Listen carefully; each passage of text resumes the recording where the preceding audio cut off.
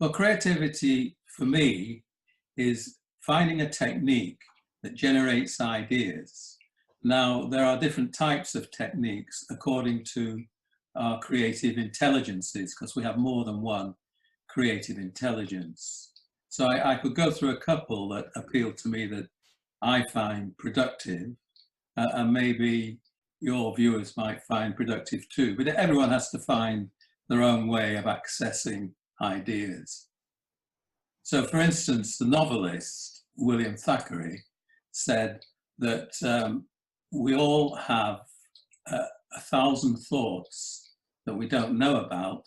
We only get to know about them when we start to write.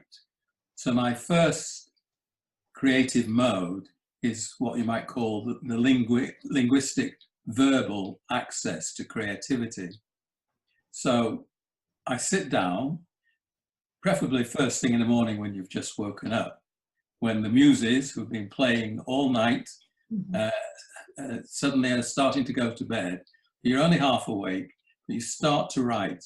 And now the secret here is not to let your pen leave the paper. Set yourself a time limit, and lo and behold, you'll start to write nonsense to start with, but just keep on writing.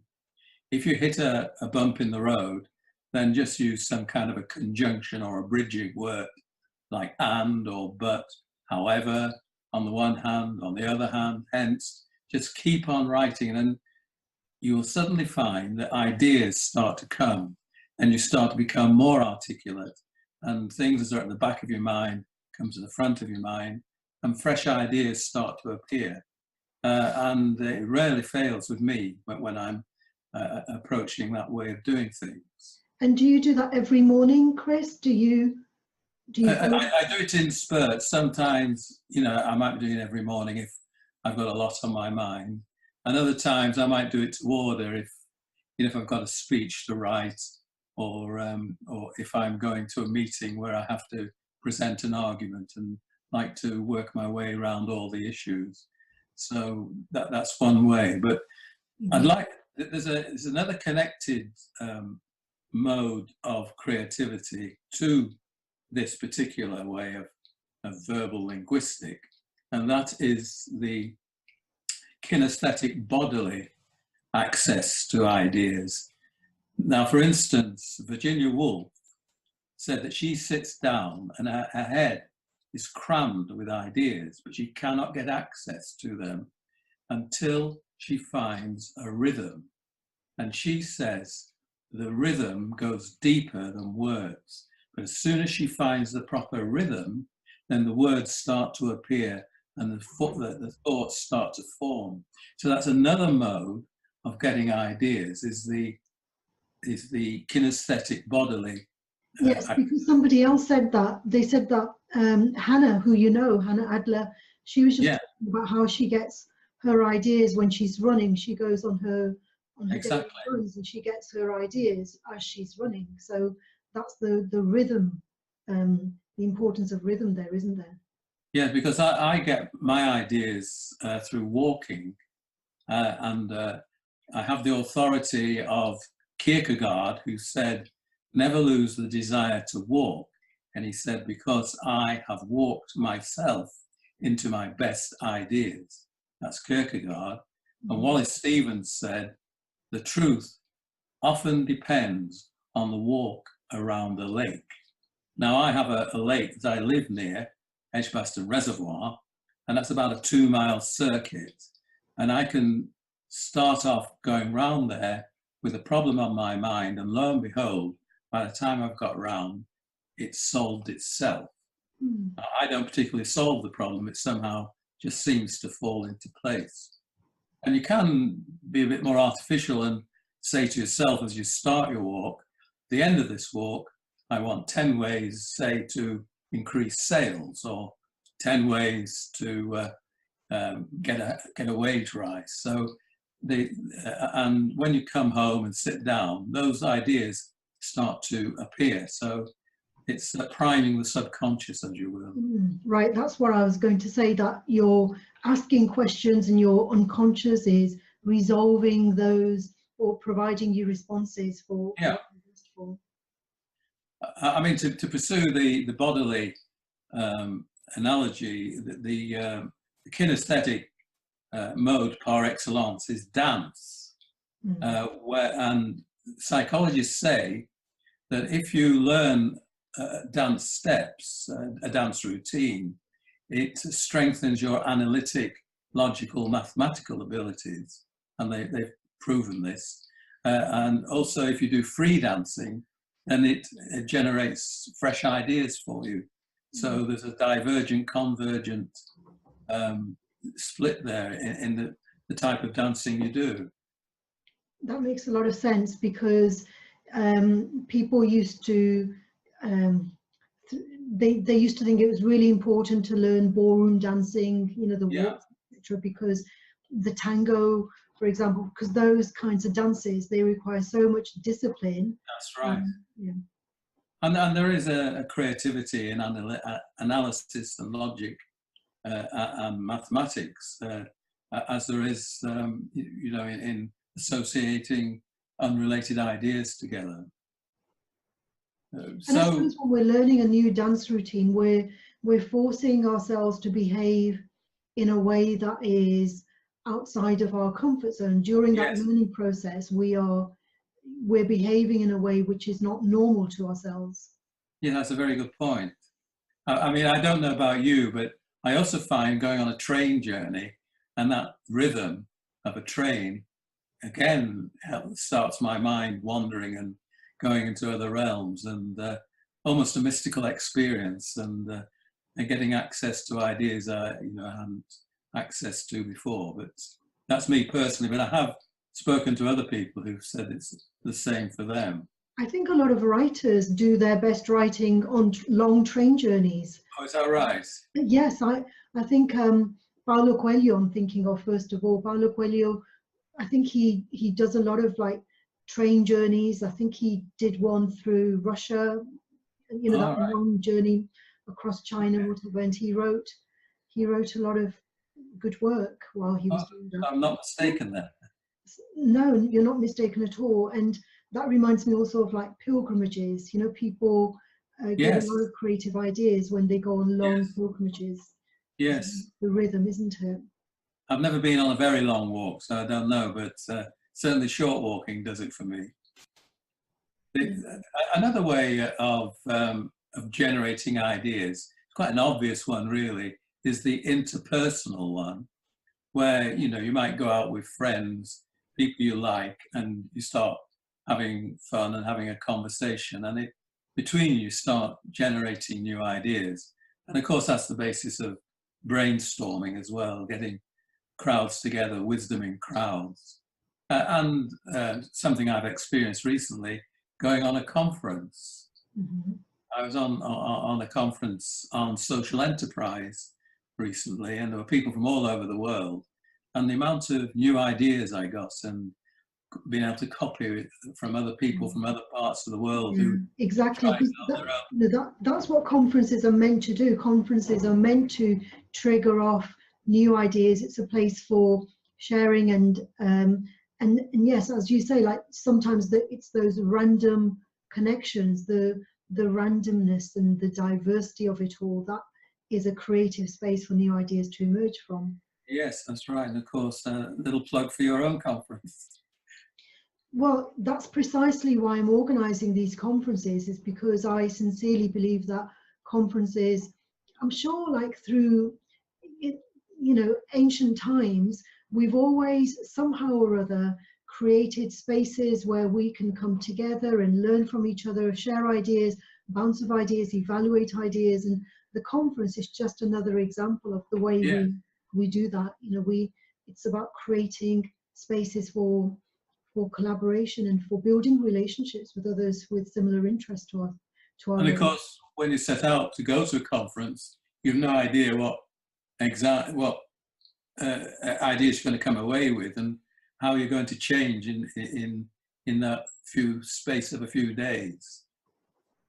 And I think the best conferences are where we do come away feeling that we've changed in some way, because that's the definition of learning, that we can only say that learning has taken place, if we change the way we think, we change our attitudes, we change our behavior. If we come away from a 2 or 3 day conference and we're thinking exactly in the same way as before, behaving in the same way as before, we can't really say that any learning has taken place. No, that's right. You might have met a few new friends, but who probably think the same way as you do. But yeah, one of the best definitions of information that I know is that the difference that makes the difference. So it's not really information if it's just confirming what you know already.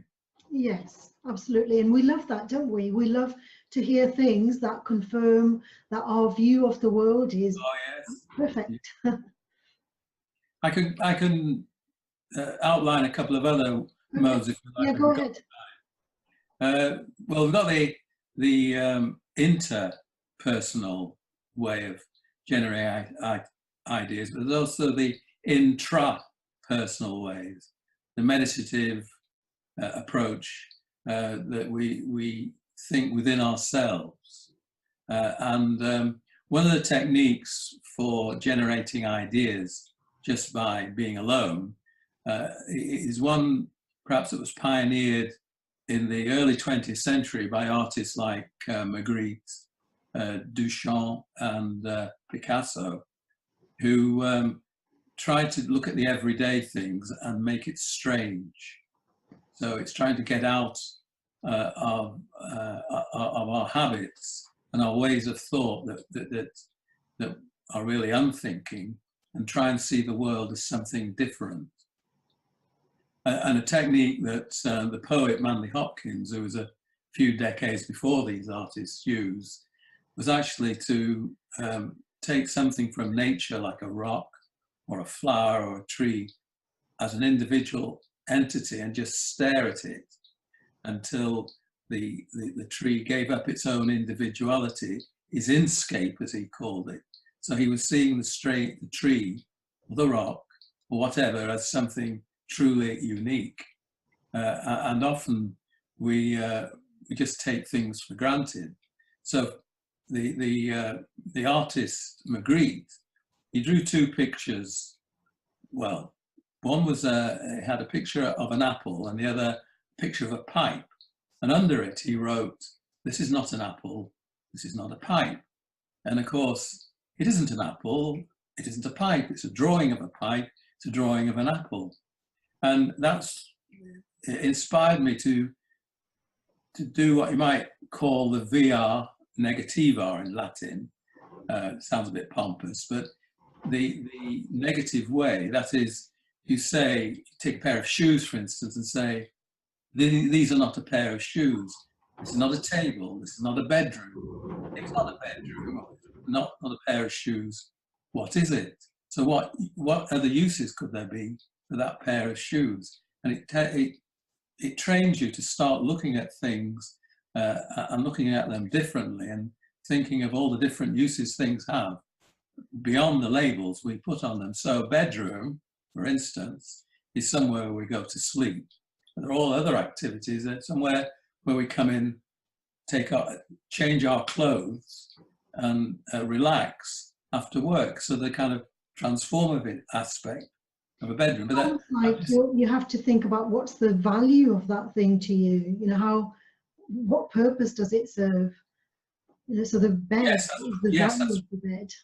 Yes, often enough we get into this robotic way of just going from one room to another and just looking at the labels and not thinking, well, if I was going to redesign this for all the uses I make of it, what kind of a room would I make and what would I call it? Yes, because I sometimes wonder why people want to have 14-bedroom houses, you know, when there's only the two of them.